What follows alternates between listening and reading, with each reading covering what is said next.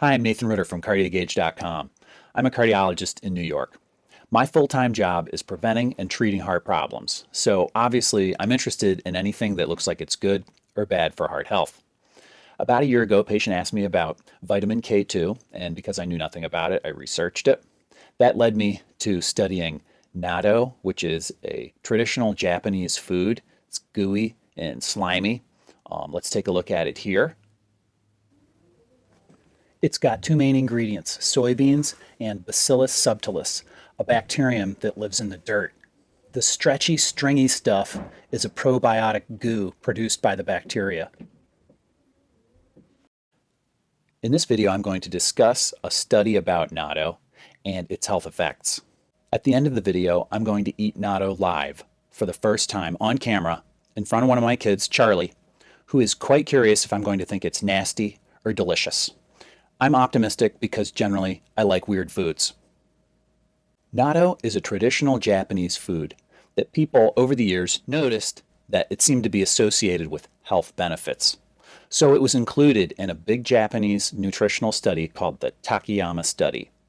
The point of this study was to investigate the roles of diet and other lifestyle factors in the cause of cancer and other chronic diseases, like coronary artery disease and strokes. The study included 32,000 residents of the Takayama city. The study authors assessed many factors in the participants' diets, and one of those factors was natto consumption.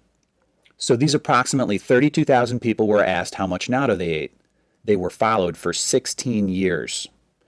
There were 1,678 deaths from cardiovascular diseases, basically including stroke and heart attack. It turns out the chance of dying from a heart or blood vessel problem was 25% less for people who were the highest natto consumers compared to people who ate no natto. So there was an association between natto intake and better heart health. They did not prove that natto is good for you. They just proved that people who eat natto are a little bit healthier than those who don't eat it. In absolute risk terms, it was a decrease of 6.6% to 4.9%. Let's be generous and call that a 2% decrease over 16 years. So if you were one of the highest natto consumers, you had a 2% less chance of stroke, heart attack, dying from something like that, as compared to someone who didn't eat any natto. So really, it was a pretty small benefit, 2%.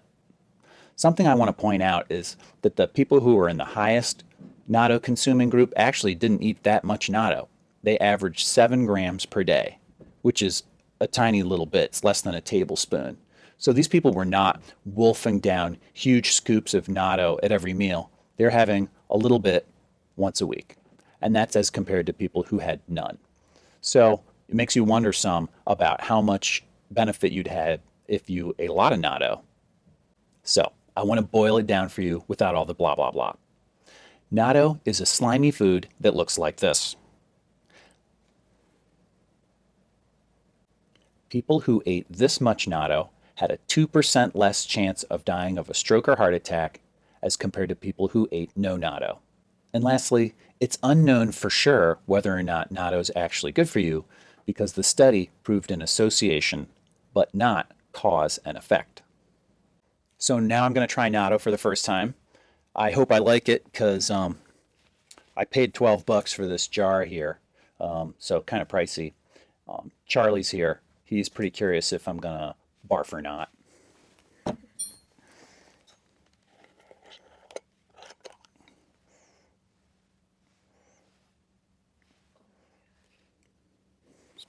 Kind of smells pretty weird, I'm going to be honest with you.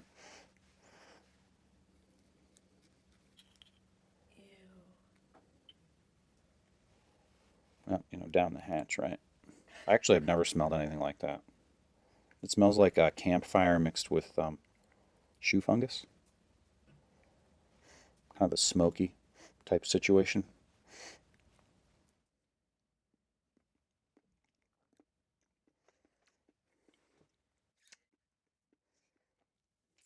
Stuff's hanging off my chin. What does it taste like? Does it taste like campfire?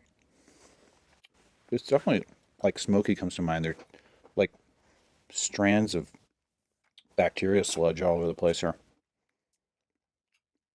I could eat it. I could eat it. You could eat it? Mm-hmm. Yeah, Really? yeah, sure. Tasted plenty of worse stuff. Oh, weird. Heck for.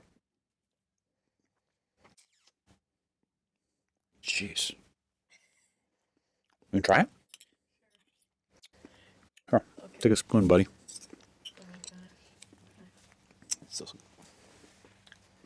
Okay. go ahead. Take a seat. Take the seat. Okay. Got some natto here. Oh my gosh, this looks like nasty. Down the hatch, boss. Oh, I'm gonna get a little smaller.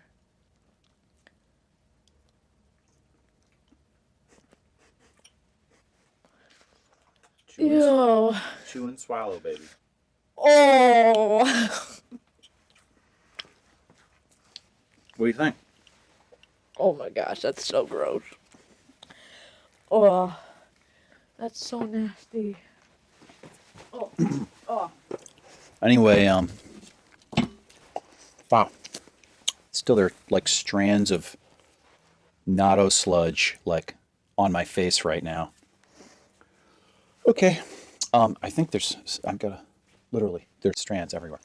So, something I've learned in my research about vitamin K2, nattokinase, natto, is that you can read about something,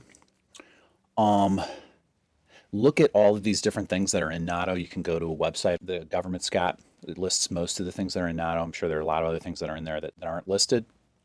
But basically, how could it be that, you look at it, you smell it, you see it, you taste it?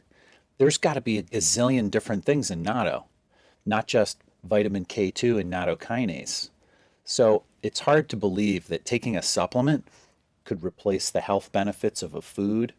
And that's a concept that I'm really coming to terms with. I don't think that when you take a pill, a medication, or a supplement, that you're getting anything like you would get if you ate a real whole food. So there are thousands of different things in natto, and probably the combination of all those things is what's good about it. And I'm going to try and eat natto once a week. I think I'm going to come to like it, actually. It's definitely unusual, and it wasn't like horrific. I'm not gagging. You gagging? That was so. This is nasty. Charlie, you did a good job. I tried my best. You did a good job. Thanks for watching. See you with the next video. Hit like and subscribe. It's a big help. Leave comments, any suggestions, things that you want to see in the future. Appreciate it. Thanks for watching.